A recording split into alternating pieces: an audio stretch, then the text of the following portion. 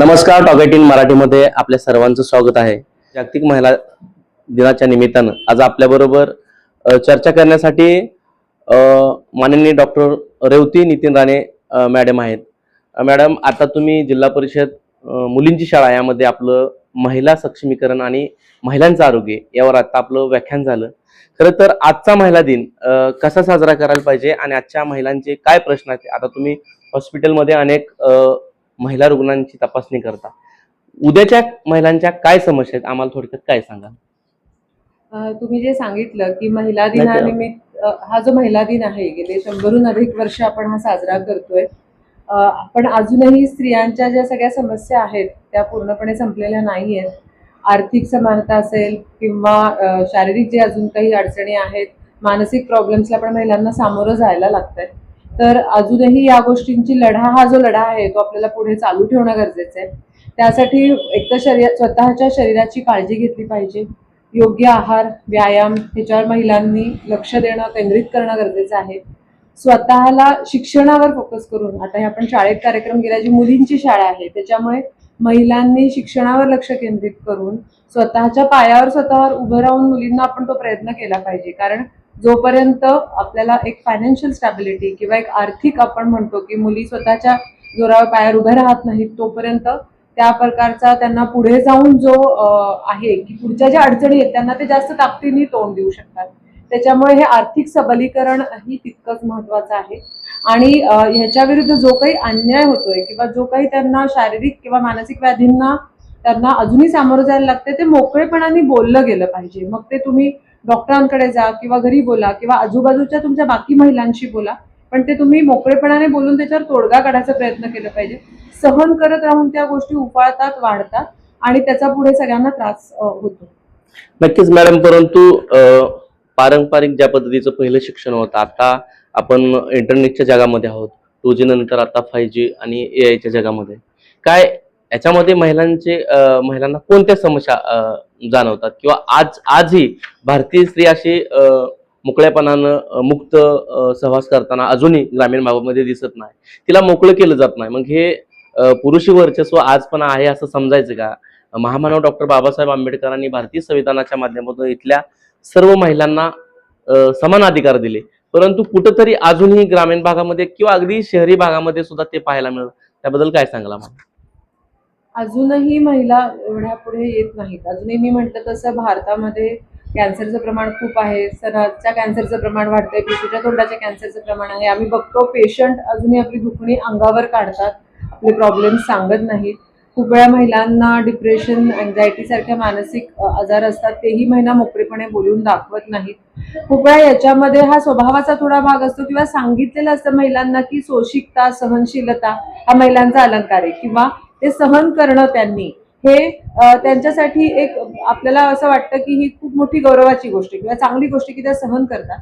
काही गोष्टींमध्ये सहनशीलता महत्वाची आहे, पण काही वेळेस आपण जोपर्यंत बोलून दाखवत नाही आणि योग्य वेळात आपल्या अडचणींना आपण मोकळे होत नाही, तोपर्यंत आपण त्याच्यावर तोडगा काढू शकत नाही. त्यामुळे मी हे सगळ्यांना आवाहन करते की आपली प्रगती होतीये, पण अजूनही महिलांनी त्याचा वापर करून घेणं जास्तीत जास्त. हा जो आपल्याला फ्रीडम मिळतोय किंवा मी जसं म्हणलं की आपण भरभरून महिलांसाठी सरकार असो किंवा हे शाळांमध्ये असो सगळीकडे आपण महिलांना शिक्षण देण्यापासून पुढे आणण्याचा प्रयत्न करतोय, पण हा मदतीचा हात जो पुढे येतोय तो त्यांनी हात तो घेतलाही पाहिजे.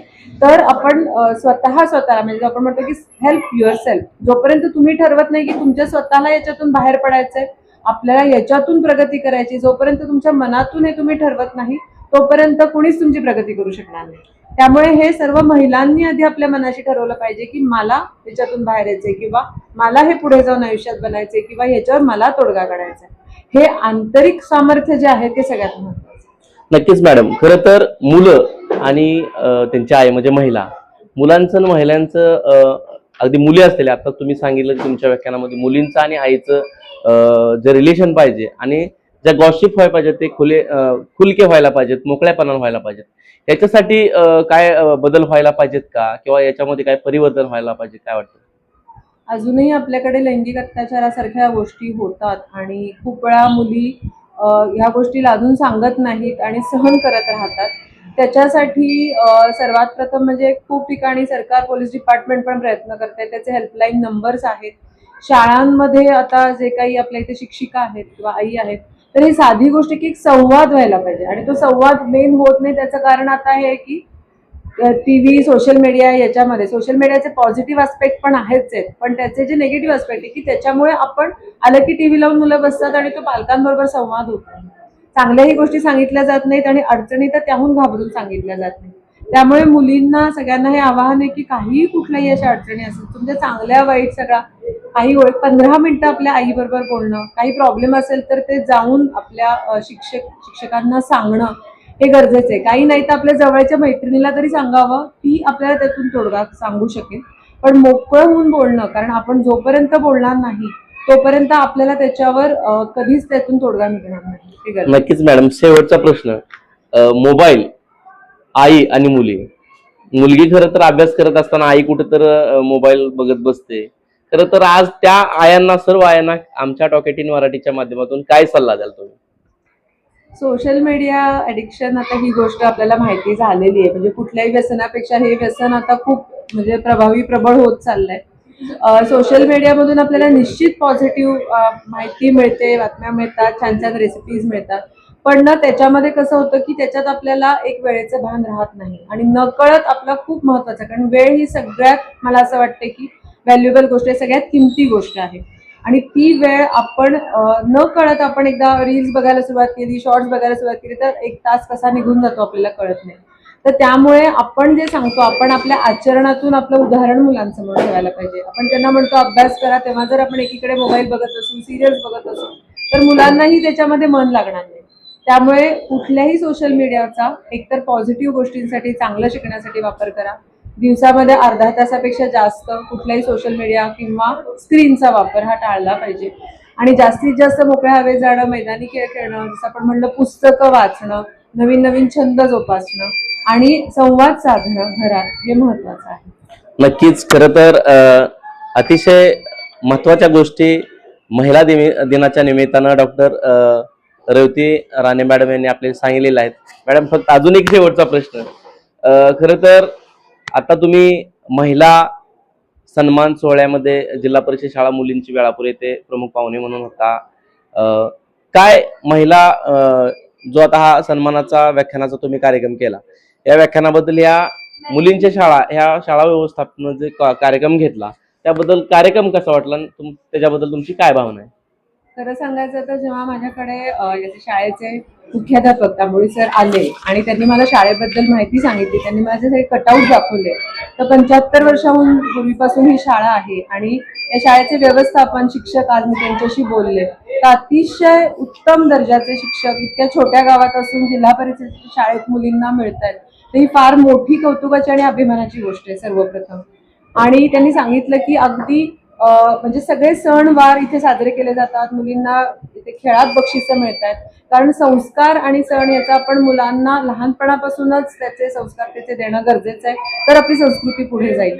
आणि त्यामध्ये विविध स्तरावर, म्हणजे शैक्षणिक असो, शाळेचं आध्यात्मिक असो किंवा हे कल्चरल असो किंवा बाकी खेळाबाबत असो, सर्वांगीण विकास करण्याचा मुलींचा इथे खूप, मला असं वाटतं, खूप धडपड चालू आहे. तर मला सगळ्यांचा एकतर हे आवाहन आहे की मुलींना वेळेवर शाळेत पाठवणं, त्यांना शिक्षणासाठी त्यांची एक आपण त्यांची ती आवड त्यांच्यात जोपासणं, घरच्यांनी त्यांना त्यासाठी सपोर्ट करणं. आणि मला असं वाटतं अशा ज्या काही शाळा आणि संस्था आपल्या इथे चालू आहेत त्यांना ज्यांना शक्य त्यांनी त्यांना भरभरून मदत करणं, हे मला वाटतं की हे आवाहन करणं गरजेचं आहे. धन्यवाद. तर टॉक इन मराठीशी डॉक्टर रेवती मॅडम यांनी महिला दिनाचे औचित्य साधून आपल्याशी बातचीत केली. धन्यवाद.